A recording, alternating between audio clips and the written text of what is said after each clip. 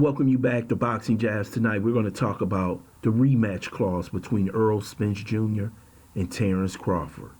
I don't believe there should be a rematch. First, I would like for you to subscribe to this channel, hit that like button, hit that notification button, but also comment on this video. There is a huge rematch clause in the contract between Terrence Crawford and Errol Spence Jr. But after last night's fight, I don't see why that rematch should be reactivated. I know it's in the contract. I know Errol Spence said in the post-fight press conference that he was going to reactivate that rematch clause, and I guess it's supposed to happen in December or early next year. But I don't see where Errol Spence can get any better against Terrence Crawford.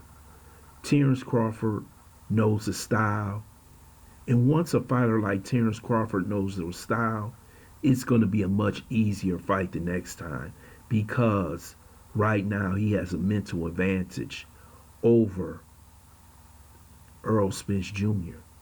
We don't know how Errol Spence is going to react to this whooping. Man, this was a whooping, man. This is like a father giving a son a whooping, man. And I don't know how Errol can come back so quickly from getting his ass beat from pillar to post. You talking about a masterclass boxing exhibition by Terrence Crawford. You saw Terrence Crawford take his style apart like it was a puzzle, a kid's puzzle. And he just beat the hell out of Errol Spence Jr. Now, I know Errol Spence wasn't active for over a year. He should have been active. He talked about, he didn't need to be active. But after this fight, man, there is no way in hell. If I was Al Heyman, I would let him go back into a rematch, especially as the fight was so one-sided. It was just a beautiful boxing display. I'm talking about, man, he used his whole repertoire. Jab. His jab is his strong hand. This guy's ambidextrous. He can fight with both sides. He got the great footwork. He's got what I would call, he's probably the smartest fighter in boxing. That's why Canelo Alvarez said, hey, I don't think Canelo Alvarez could have survived this.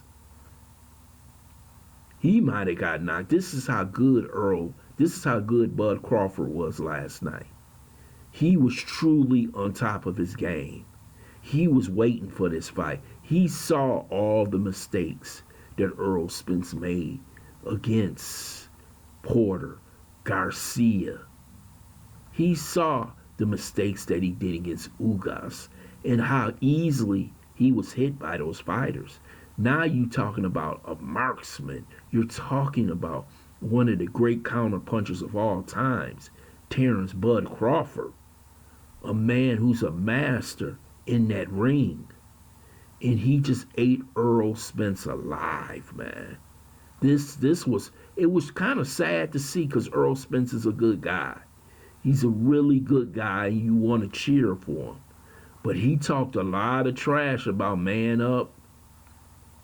He going fishing. Hell, you went fishing. He had that fishing net on. You see that net right there? He had on that Terrence Crawford had that net on his shorts. And he called him a big fish last night. And it was Errol Spence Jr. I don't know what Errol Spence could do. I think Errol Spence could move up to 154. I think he'll be a much stronger, easy for him to make the weight. He should go in. I think if I was him, I would go and try and fight the #1 contender at 154. But I don't know. I just don't know where Errol Spence goes. If Errol Spence does fight Terrence Crawford again and loses, I think he retires. I don't think there's anywhere for him to go after that. I think Bud puts him away. He ends his career. And that's it. Because right now, there's no way I could support a rematch after seeing this fight. There's no way I can put money down after seeing this fight. There's no hunger in the boxing public to see a rematch between Crawford and Spence. But there's a huge appetite to see Crawford versus Jerron Boots Ennis. Because Boots Ennis is supposed to be the next best thing.